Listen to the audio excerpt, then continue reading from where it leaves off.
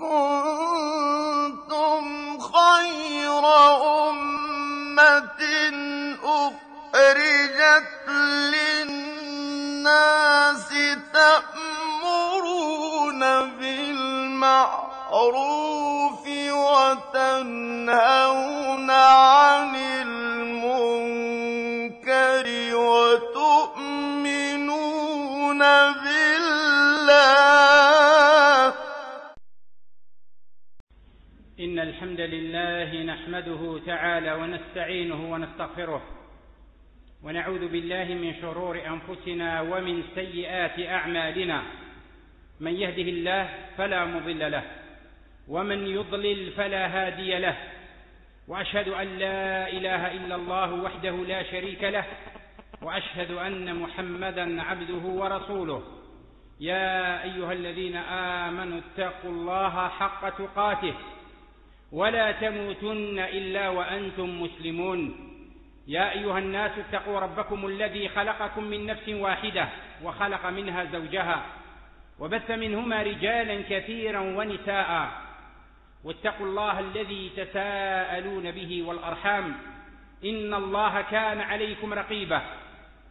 يا أيها الذين آمنوا اتقوا الله وقولوا قولا سديدا يصلح لكم أعمالكم ويغفر لكم ذنوبكم، ومن يطع الله ورسوله فقد فاز فوزا عظيما. ألا وإن أصدق الكلام كلام الله جل وعلا، وخير الهدي هدي نبينا محمد صلوات الله وسلامه عليه، وشر الأمور محدثاتها، وكل محدثة بدعة، وكل بدعة ضلالة، وكل ضلالة في النار. أما بعد، فيا عباد الله، يقول الله جل وعلا في محكم التنزيل المبارك: لقد من الله على المؤمنين إذ بعث فيهم رسولا من أنفسهم يتلو عليهم آياته ويزكيهم ويعلمهم الكتاب والحكمة وإن كانوا من قبل لفي ضلال مبين. فلم تزل الرسالة في الناس منذ بعث أول رسول إليهم إلى أن ختمت في آخرهم بمحمد صلى الله عليه وآله وسلم. كان الناس على ملة واحدة، على دين أبيهم آدم، فلما كفروا تفرقت كلمتهم واختلفت أهواؤهم، فبعث الله تعالى إليهم رسله ليحكموا بينهم فيما اختلفوا فيه، كما قال الله جل وعلا: كان الناس أمة واحدة فبعث الله النبيين مبشرين ومنذرين وأنزل معهم الكتاب بالحق ليحكم بين الناس فيما اختلفوا فيه، وما اختلف فيه إلا الذين أوتوه من بعد ما جاءتهم البينات بغيا بينهم، فهدى الله الذين آمنوا لما اختلفوا فيه من الحق، والله يهدي من يشاء إلى صراط مستقيم. فكان أول الرسل نوح عليه الصلاة والسلام، ثم ختم الله تعالى النبوة والرسالة بمحمد صلى الله عليه وآله وسلم. بعثه الله تعالى على حين فترة من الرسل ودنو من الأجل واقتراب من الساعة، حين انقطعت النبوة منذ عهد عيسى عليه الصلاة والسلام. فكان الناس في أمس الضرورة إلى من يتمم لهم هذه الرسالة. كان الناس في أمس الضرورة إلى الرسالة التي تستقيم بها الملة وتتم بها الأخلاق، فكان صاحبها الجدير بها والله أعلم حيث يجعل رسالته محمد صلى الله عليه وآله وسلم.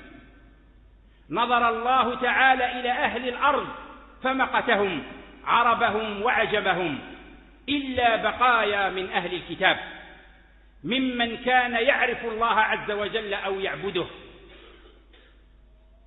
بعثه الله تعالى والناس يعيشون في الظلمات ويتخبطون في الجهلات، ففتح لهم أبوابا من العلم وساق إليهم ضروبا من الفهم بما آتاه الله تعالى من الكتاب والحكمة، بعثه الله سبحانه وتعالى والناس منغمسون في الشرك بشتى أنواعه وضروبه، غارقون في أوحاله، يرتشفون من سمومه وعيوبه. فكان منهم من يعبد الأصنام، ومنهم من يعبد المسيح، ومنهم من يعبد الأحجار، ومنهم من يعبد الأشجار، حتى كان الواحد منهم إذا سافر ونزل بأرض أخذ 4 أحجار ووضع 3 منها تحت قدر، وينصب الرابع إلها يعبده من دون الله تعالى. فأنقذهم الله تعالى برسوله صلى الله عليه وآله وسلم من هذا الاعتقاد التافه والتصرف التائه، وقادهم إلى عبادة الرحمن سبحانه وتعالى. فحقق صلى الله عليه وسلم التوحيد لرب العالمين، وقطع السبيل عن الشرك والمشركين، فخرج الناس بهذا من عبادة العباد إلى عبادة رب العباد، ومن جور الأديان إلى عدالة الإسلام، ومن ضيق الدنيا إلى سعة الآخرة. وذلك عباد الله هو جزاء التوحيد الذي أكرم الله تعالى به الناس في تلك الحقبة من الزمن، لتسعد البشرية بعدها بنور الهدى والإيمان، ويسود بينها العدل والإحسان. ولكن لما كان الكفر والشرك يمنعان من تحقيق هذا المبتغى الذي فيه سعادة البشر في العاجل والآجل، جاءت تحذيرات الشرع المطهر من مغبة الوقوع فيهما أو في أحدهما، وعظم الوعيد في ذلك، بحيث أن من وقع في الشرك أو الكفر أو أحدهما فقد هدم كل من بناه، فقد هدم كل ما بناه، وفاته ثواب الإله، وخسر آخرته ودنياه. إنه من يشرك بالله فقد حرم الله عليه الجنة ومأواه النار. ولما كان الشرك عباد الله أعظم ذنب عصي به الله عز وجل، رتب الله تعالى عليه من عقوبات الدنيا ما لم يرتبه على ذنب سواه. ومن عقوبته أنه لا يغفره سبحانه وتعالى من بين سائر الذنوب إلا بالتوبة منه والانتقال عنه. ولذلك وجب على كل مؤمن يعظم جناب الله ويؤمن بالله تعالى حق الإيمان أن يخاف منه ويحذره، وأن يدفعه ويدحره، وأن يعرف أسبابه ودوافعه، وأن يدرك مخاطره وأنواعه، حتى يسلم من كل شائبة يقع فيها أو في آفة من آفاته.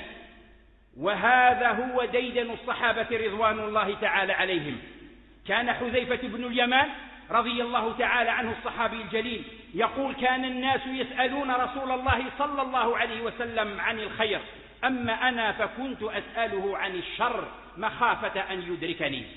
ورأس الشر وأعظم الشر هو ما ناقض توحيد الله عز وجل، وهو الشرك والكفر بالله سبحانه وتعالى.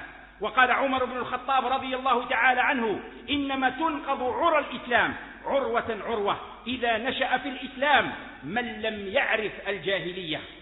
ولا يخفى عليكم أيها المؤمنون أن الصحابة رضوان الله تعالى عليهم كانوا أعظم إيمانا وجهادا ممن جاء بعدهم، لكمال معرفتهم بالخير والشر، وكمال محبتهم للخير الذي منه الإيمان والتوحيد، وبغضهم للشر ومنه الكفر والشرك، اللذان هما من شر أجناس الموبقات والمحرمات، حيث أن الشخص كما يقول ابن القيم لا يستحق اسم التائب حتى يتخلص منها جميعا، لا سيما الشرك بنوعيه في هذه الأمة الأصغر والأكبر. ولذلك جاءت آيات الوعيد في التحذير منه وزجر أهله والبراءة منهم، كما في قوله سبحانه وتعالى: إن الله لا يغفر أن يشرك به ويغفر ما دون ذلك لمن يشاء. فقد أخبر سبحانه وتعالى أنه لا يغفر من أشرك به، أي لا يغفر للعبد إذا لقيه وهو مشرك به، ويغفر ما دون ذلك أي من الذنوب لمن يشاء من عباده. فتبين إذن من هذه الآية ومن غيرها أن الشرك من أعظم الذنوب، لأن الله تعالى أخبر أنه لا يغفره إلا بالتوبة النصوح منه، وما عداه من الذنوب فهو داخل تحت مشيئته، إن شاء غفرها له بدون توبة، وإن شاء عذبه به. وإنما لا يغفر الله تعالى مثل هذا النوع من الذنب الذي هو الشرك، لأنه عباد الله جناية واعتداء على حق الله تعالى الخالص وهو التوحيد، جناية واعتداء على حق الله عز وجل الخالص وهو التوحيد، لأن المعاصي قد يكون للإنسان فيها حظ نفس بما ينال من شهوة، أما الشرك بالله عز وجل فلا يكون للإنسان فيه حظ نفس أو نيل شهوة، ولكنه ظلم محض واعتداء سافر على حق الله تعالى. ولهذا قال الله في كتابه الكريم: يا بني لا تشرك بالله إن الشرك لظلم عظيم. وكيف لا يكون الشرك عباد الله من أعظم الذنوب وأقبح القبائح، ومضمونه تنقيس حق رب العالمين وصرف خالص حقه لغيره وعدل غيره به. والله سبحانه وتعالى يقول عن الكفار: ثم الذين كفروا بربهم يعدلون. والشرك عباد الله مناقض للمقصود الذي من أجله خلق العباد وأنزلت الكتب وبعثت الرسل، وهو عبادة الله تعالى وحده لا شريك له والانقياد لأوامره، ولا نجاة ولا خلاص للعالم إلا بذلك. والشرك عباد الله فيه تشبيه للمخلوق بالخالق في خصائص الإلهية من ملك الضر والنفع والعطاء والمنع، وذلك يوجب تعلق الدعاء والخوف والتوكل والرجاء وسائر أنواع العبادة. فمن أشرك بالله جل وعلا فقد شبه العاجز الفقير بالذات بالقادر الغني بالذات، وفي هذا أقبح التشبيه وأبطله، وهو ممتنع شرعا وعقلا وفطرة. فلهذه الأمور وغيرها عباد الله أخبر الله سبحانه وتعالى أنه لا يغفر الشرك أبدا ما لم يتب صاحبه منه، مع أنه سبحانه وتعالى كتب على نفسه الرحمة، وهذا يكفي في الخوف والابتعاد من الشرك. وقد ذهب بعض العلماء إلى القول بأن الشرك أيا كان نوعه أصغر أم أكبر، خفيا كان أو جليا، فإن الله تعالى لا يغفره. والشرك الأكبر أن يجعل العبد ندا من غير الله عز وجل يدعوه كما يدعو الله سبحانه وتعالى ويخافه أو يرجوه أو يحبه كحب الله عز وجل، أو أن يصرف له نوعا من أنواع العبادة. وأما الشرك الأصغر فهو دون أو ما لم يصل إلى حد الشرك الأكبر كيسير الرياء والحلف بغير الله وما إلى ذلك مما هو ذريعة إلى الشرك الأكبر. ومهما كان من اختلاف بين أهل العلم في الشرك الذي لا يغفره الله عز وجل، هل هو أكبر فقط أم هو أصغر وأكبر، فالواجب والأحوط الخوف من الشرك مطلقا أيا كان نوعه، الخوف من الشرك أيا كان نوعه، لأن الله سبحانه وتعالى لم يفصل لنا في ذلك في قوله: إن الله لا يغفر أن يشرك به، فيتعين حمله على الوجوب. ولنا أسوة حسنة عباد الله في أبي الأنبياء إبراهيم عليه السلام في خوفه من الشرك. إبراهيم عليه السلام الذي جعله الله تعالى إماما للناس في عبادة الله وتوحيده وخوفه من الشرك وبراءته من أهله، أخبر الله عز وجل أنه كان يقول في دعائه لله رب العالمين قائلا: واجنبني وبني أن نعبد الأصنام. والشاهد من الآية أن إبراهيم عليه السلام وهو إمام الحنفاء وقدوة الموحدين خاف من الشرك، خافا من الشرك، ودعا ربه سبحانه وتعالى أن يجنبه وبنيه عبادة الأصنام، أن يجنبه وبنيه عبادة الأصنام، مع أنه أبعد الناس عنها وعن عبادتها. والصنم عباد الله كما قال العلماء هو كل ما جعل في صورة إنسان أو في غيره بقصد عبادته أو دعائه. وأما الوثن فهو أعم من الصنم، وهو كل ما جعل ندا يعبد من دون الله عز وجل على أي شكل كان من الأشكال، من حجارة أو شجرة أو أبنية أو قبور. ولهذا قال النبي صلى الله عليه وسلم في دعائه: اللهم لا تجعل قبري وثنا يعبد.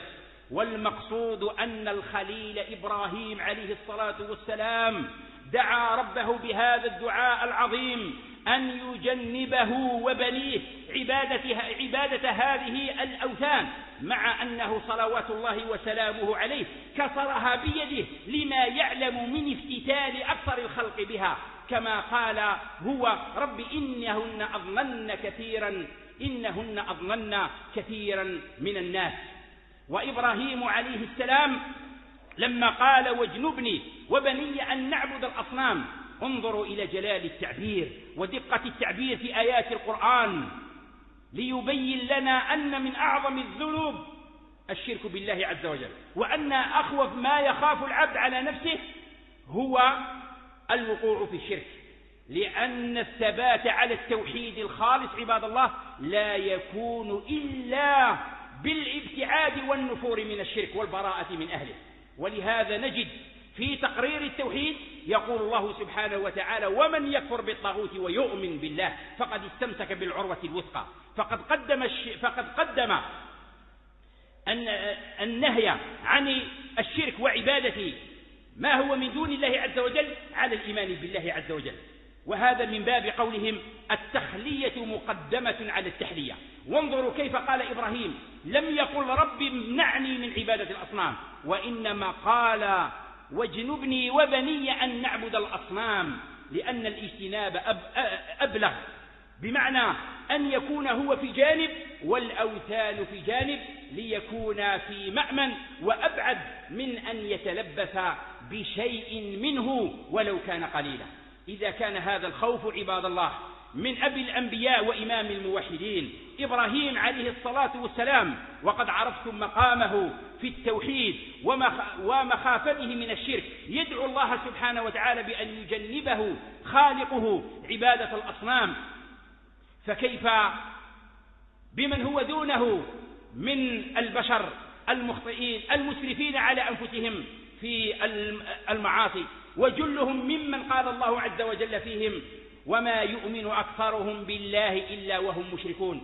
وقد صدق إبراهيم التيمي رحمه الله تعالى حيث قال: ومن يأمن من البلاء من بعد إبراهيم عليه الصلاة والسلام. فهذا يوجب الخوف من الشرك لمن كان له قلب أو ألقى السمع وهو شهيد. وفي هذا رد على كثير من الجهال، وربما بعض من تصدر الدعوة لما يقول متبجحا ومفتريا على نفسه وعلى الناس وعلى الله عز وجل أن الشرك لا يقع في هذه الأمة، وأن زمن الشرك قد ولى، والمحذرون منه يضيعون أوقاتهم ويعيشون زمانا غير زمانهم، وإلى غير ذلك من الدعاوى الكاذبة والأراجيف التي لا تسمن ولا تغني من جوع، والتي يكذبها واقع الأمة اليوم، حيث لازلنا نرى صور الشرك وأضران الشرك تقتحم وتخترق كل حين عقول وقلوب الناس، حتى صار معظمهم يقدم على المشعوذين والمشعوذات ويؤمن بالخرافات ويعلق العجلات جلبا للنفع ودفعا للمضرات. بل سمعنا أكثر من ذلك، سمعنا من يقول أن هذه الأضرحة وهذه القبور التي يزورها الناس ما جعلت إلا لأجل أن تحمي المدينة أو تحمي البلاد، فسماهم بعض حراس البلد الذين يدفعون عنها الآفات. مثل هذا الكلام يقال في مثل هذا العصر ولا شك أنه من أخطر الكلام الذي ينبغي أن يتوب قائله منه.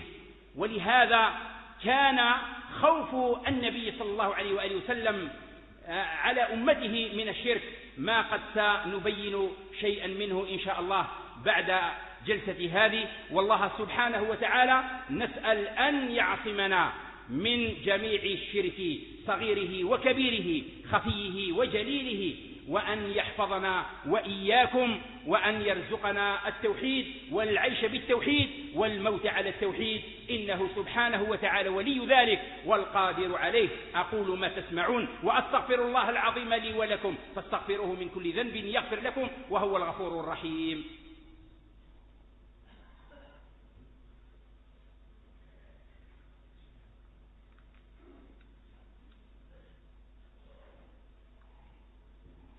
الحمد لله رب العالمين، أمر أن لا تعبدوا إلا إياه، ذلك الدين القيم ولكن أكثر الناس لا يعلمون. وأشهد أن لا إله إلا الله وحده لا شريك له سبحانه وتعالى عما يشركون. وأشهد أن محمدا عبده ورسوله جاهد في الله حق جهاده حتى بلغ الرسالة ونصح الأمة، فأكمل الله تعالى به النعمة وأتم به الدين. بعثه الله عز وجل بالدعوة إلى التوحيد والتحذير من الشرك، صلى الله عليه وعلى آله وأصحابه ومن صار على نهجهم وسلك سبيلهم إلى يوم الدين وسلم تسليما كثيرا.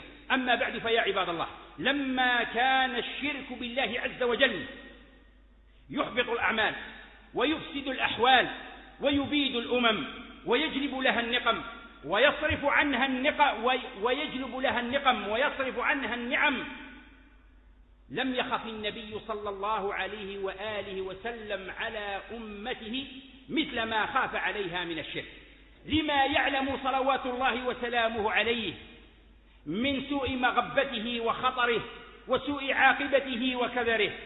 فقد قال عليه الصلاة والسلام: إن أخوف ما أخاف عليكم الشرك الأصغر. قالوا: وما الشرك الأصغر يا رسول الله؟ قال: الرياء. يقول الله تعالى يوم القيامة: إذا جاز الناس بأعمالهم اذهبوا إلى الذين كنتم تراءون في الدنيا فانظروا هل تجدون عندهم جزاء. رواه الإمام أحمد في مسنده، وقال الحافظ ابن حجر إسناده حسن. فهذا الحديث يبين كيف أن النبي صلى الله عليه وسلم كان رحيما ومشفقا على أمته عليه الصلاة والسلام، ما من خير إلا ودلهم عليه وأمرهم به، وما من شر إلا وأخبرهم به ونهاهم عنه، كما قال صلى الله عليه وسلم: ما بعث الله تعالى من نبي إلا كان حقا عليه أن يعلمهم خير ما يعلمه لهم، أن يأمرهم بخير ما يعلمه لهم، وأن ينهاهم عن شر ما يعلمه لهم. ولما كانت نفوس الخلق عباد الله مجبولة على حب الرياسة وطلب المنزلة والفخر إلا من سلمه الله عز وجل، خاف النبي صلى الله عليه وسلم على الصالحين من أمته من الوقوع في مثل هذا الذنب الذي وصفه بأنه شرك وبأنه شرك أصغر. أتدرون لماذا عباد الله؟ وذلك لكثرة الداعي إليه وكثرة الأسباب الموصلة إليه، بخلاف الشرك الأكبر أو بخلاف الداعي إلى الشرك الأكبر، فإنه إما أن يكون معدوما في قلوب المؤمنين الكاملين، وإما أن يكون ضعيفا لضعف دواعيه. والنبي صلى الله عليه وآله وسلم خاطب بمثل هذا الخطاب أصحابه رضوان الله تعالى عليهم، فقد خاف النبي صلى الله عليه وسلم على أصحابه وهم من أكمل الناس علما وأقواهم إيمانا، فكيف لا يخافه ممن هو دونهم في العلم والإيمان بمراتب؟ والله سبحانه وتعالى نسأل أن يثبتنا جميعا وأن يميتنا على التوحيد وعلى كلمة لا إله إلا الله. والرياء عباد الله وصفه النبي صلى الله عليه وسلم بأنه الشرك الأصغر للتدليل على أنه ذنب عظيم وخطر جسيم في طريق عبادة الله سبحانه وتعالى. والرياء مشتق من الرؤية، يقال رأى يرائي رياء، ومعناه أن يعمل العبد عملا للناس وليس لله عز وجل. وعرفه الحافظ ابن حجر رحمه الله بقوله أن الرياء هو إظهار العبادة بقصد رؤية الناس فيحمد صاحبها.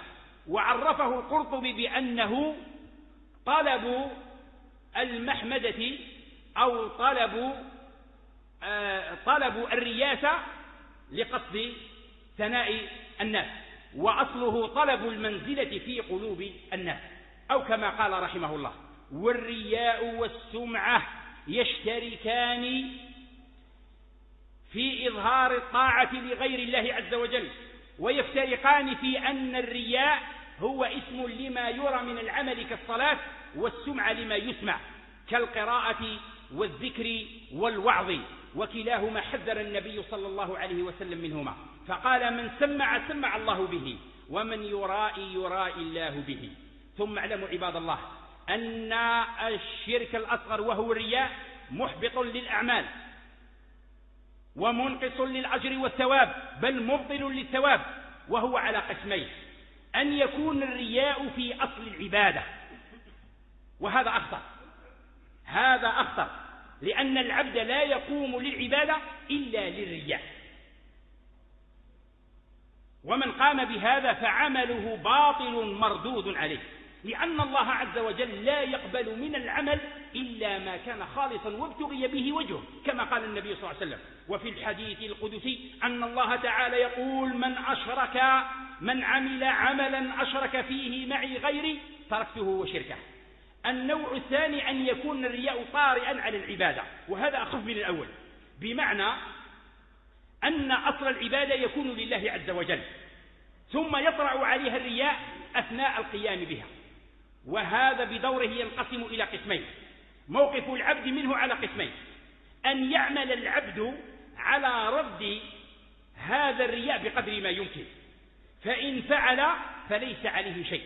مثاله كمن صلى ركعة لله عز وجل خالصا فيها لله تبارك وتعالى، ثم شاهده بعض الناس وهو في الركعة الثانية، فحصل في قلبه شيء من زيادة العمل وتحسينه كإطالة ركوع أو سجود أو تباكي ونحو ذلك، فإن عمل على رده بقدر ما يمكن فإنه لا يضره من ذلك شيء، لأنه قام بالجهاد ولا يكلف الله نفسا إلا وسعها. الثاني أنه إذا بقي على تلك المراءات بلا مدافعة فإن هذا محبط للعمل ومنقص للأجر والثواب، وهو الذي سماه النبي صلى الله عليه وآله وسلم بشرك السرائر، كما روى ابن خزيمة في صحيحه من حديث محمود بن لبيد قال: خرج علينا النبي صلى الله عليه وسلم قال: إياكم وشرك السرائر. قالوا: وما هي الشرك السرائر يا رسول الله؟ قال: أن يقوم العبد فيصلي فيزين صلاته جاهدا لما يرى من نظر الناس إليه، فذلك هو شرك السرائر. فالأمر إذن عباد الله ليس بالهين، فكم منا معجب ببعض صلاته أو ببعض أعماله الصالحة وهي في ميزان الله وهي في ميزان الشرع، لا تزن عند الله جناح بعوضة، بل لا تصلح أن تكون مهرا للجنة، فكيف تكون ثمنا للمحبة؟ ولهذا أمر النبي صلى الله عليه وسلم أن نعمل جاهدين على اتقاء هذا النوع من الشرك الذي شبهه النبي صلى الله عليه وسلم بحركة النمل وسيره ودبيبه، فقال: اتقوا يا أيها الناس اتقوا الشرك الخفي فإنه خفي كدبيب النمل. قالوا: كيف نتقيه يا رسول الله وهو كدبيب النمل؟ قال: قولوا اللهم إنا نعوذ من أن نشرك بك شيئا نعلمه ونستغفرك لما لا نعلمه. والمقصود عباد الله أن العبد ينبغي أن يعمل على هذا، وأن يخاف الشرك على نفسه أيا كان نوعه، لأن الإنسان يخاف أن يسبق عليه الكتاب وقد تلبس بشيء من أفعال أو أعمال الشرك. والنبي صلى الله عليه وسلم قال: من لقي الله عز وجل وهو يدعو من دونه لدا دخل النار. بل قال عليه الصلاة والسلام: من لقي الله تعالى لا يشرك به شيئا دخل الجنة، ومن لقي الله سبحانه وتعالى يشرك به شيئا دخل النار.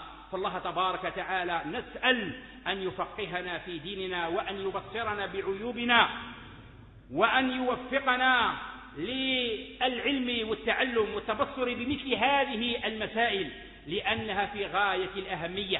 لأن الإنسان إذا حافظ على إيمانه وحافظ على توحيده من أن يتلبس بشيء من الشرك، فهذا قد حافظ على أكبر رأس المال، وما سواه من الأعمال من أخلاق وأداب وعبادات فهي تابعة لذلك. وأما إذا فسد الأصل فإنها لا تنفع مع الإنسان، لا عبادة ولا أخلاق ولا معاملة. فالله سبحانه وتعالى نسأل أن يثبتنا على التوحيد وعلى الإيمان، إنه سبحانه وتعالى ولي ذلك. أقول قولي هذا وأستغفر الله العظيم لي ولكم، وصلى الله وسلم وبارك على نبينا محمد وعلى آله وصحبه وسلم تسليما كثيرا. وسبحانك اللهم وبحمدك، أشهد أن لا إله إلا أنت، أستغفرك وأتوب إليك، والحمد لله رب العالمين.